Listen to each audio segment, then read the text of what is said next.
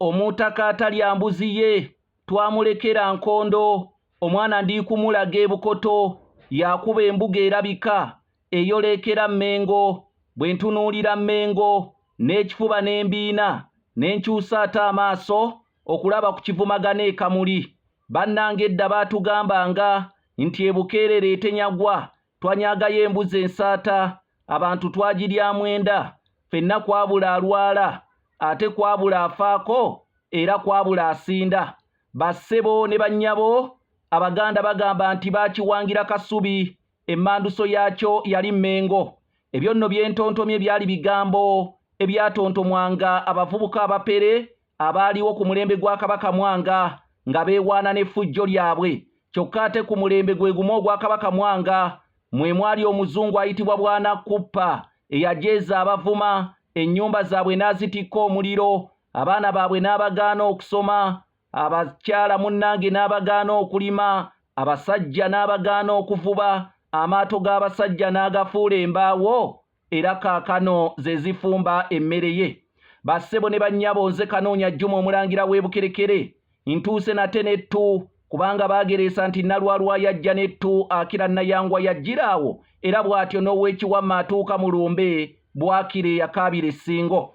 Bassebo ne bannyabo mukkirize nneesuumuuse ng'omumpi akkirira emasiira, kubanga akadde kaakombye edda mu kyekkobe eky'ettungulu kiwoomerera. Ntuuse n'akatabo akayitibwa Sindibad Omulunnyanja kaakyusibwa mukadde waffe Aaron Lubwama. Akatabo kano munnange kaawandiikibwa ku lugero olwali eyo mu mawanga g'Abawalabu. Kale nno mukadde waffe oyo Aaron Lubwama yakola eddimu ly'amaanyi n'akakyusa n'akazza mu lulimi Oluganda. Akatabo kano kanyuma nnyo aka Sindibad Omulunnyanja, era gwe wenna aweddemu essuubi kakuzzaamu essuubi, gwe wenna eyeegomba abagagga wa gye bajja ssente, munnange kakuwa ekyokuyiga okusinziira ku mboozi omugagga z'ayinza okunyumiza. Akatabo kano akeetaaga ojja kafuna mu Kanoonya online bookshop. Mulimu n'obutabo obulala bungi nnyo, omuli ne kennawandiika akange kennyini munnaye akayitibwa Entabiro y'Oluganda olw'edda, kagula $60,000. Eyeetaaga obutabo buno nga mwe mulina Entabiro y'Oluganda olw'edda ojja kuyita ku nnamba zange ez'essimu ze zino. Ennamba ya Airtel eri kasaraba 256 751 47 075 47 eri WhatsApp, oba 078 461 Bassebo ne bannyabo ntandise ekitabo kino ekya Sindibad Omulunnyanja. Njagala owulirize bulungi. Olugero lwa Sindibad Omulunnyanja lugenda bwe luti: edda ennyo ku mirembe gya Khalifa Harun Rashid omulangira w'abakkiriza, mu kibuga Baghdad mwalimu omusajja omupakasi eyayitibwanga Hindbad. Hindbad yali mwavu ng'omulimu gwe ogumuliisa gwa kwetikka migugu ku mutwe. Olwali olwo Hindbad n'apakasa okwetikka eggugu eddene. Olunaku olwo lwali lwa bbugumu nnyo, bwe gutyo omugugu ne gumukooya nnyo n'aweevuuma nga n'entuuyo bwe zimuyitamu yenna. Yali akyatambula ng'eggugu limukembya, kwe kutuuka mu luggya lw'enju y'omusuubuzi Naggagga.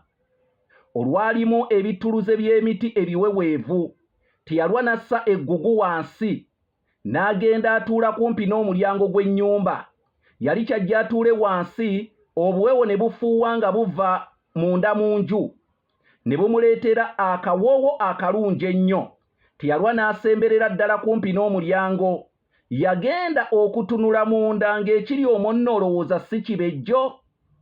Yasooka kulaba bakubi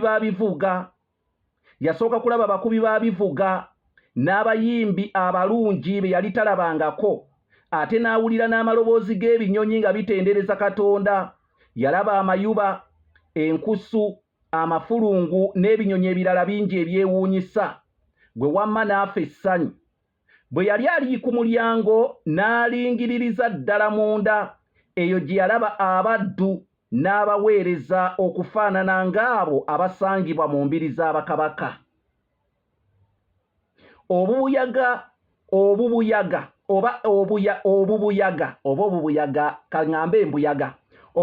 bwe bwafuuwa, ate akawoowo ne kamufumitira ddala mu nnyindo, n'amalusu n'atandika okumira muganda.